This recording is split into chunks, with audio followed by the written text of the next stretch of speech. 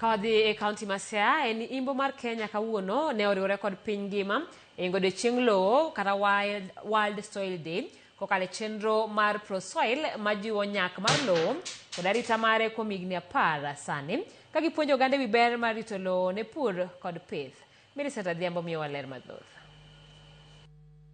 Nyasi makama manokelo kanyakla jodito mawuok e tend counties ma Western Kenya, jopur kod joket mwandu gi paro mar puonjo oganda ber bedo gi lowo mamiyo manyalo bero nyak kod keyo mag cham. Wamor nikech en chieng' lowo midendo ni World Soil Day.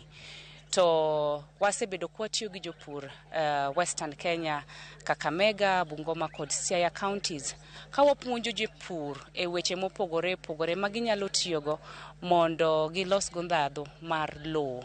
Waseyudo ni Western Kenya jopur osebedo ka ywak ni ok giyud mazao maber nikech lowo margi tuo.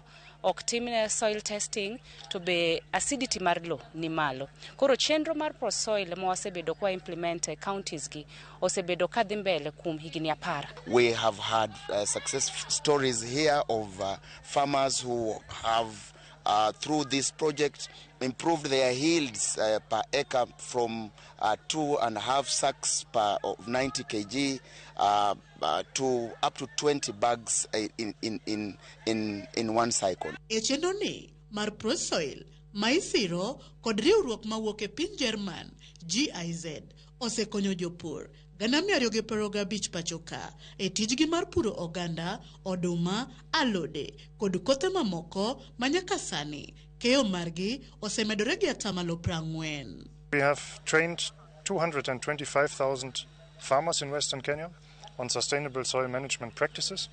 These trainings have resulted in 30 to 40% of increased yields in maize, in beans, and also in local vegetables.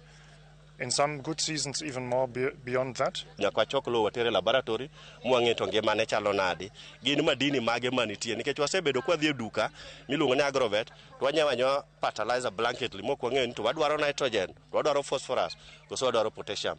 Koro kwatimo pimo mar lowo to bro konyo. Counties kaka Kakamega, Bungoma kod Siaya nyaka sani oseketo e tim chike mag tiyo gi lowo e yo makare kendo bende keto ayanga lai mag timo nonro puonjo jopur kod rito lowo e yo makare. We must appreciate ProSoil and the team of Western Kenya counties as Bungoma, Kakamega, Siaya that have domesticated their soil policy.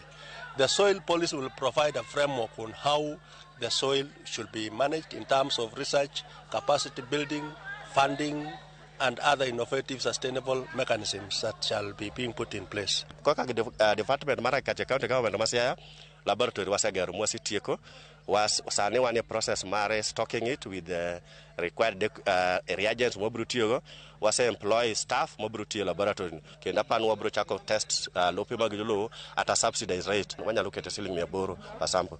Odiochieng' ni mar ingo lowo e piny mangima ne rango lokruoge makare moseketi e rito bero kod tiyo gi lowo e yo makare e alwora mar imbo mar Kenya kod bende yango mijing'o ma jopur kod josir lwedo chenro mag pur kod pith oseketo mar neno ni lowo obedo mamiyo. Millicent Adhiambo, Ramogi TV, Kisumu County.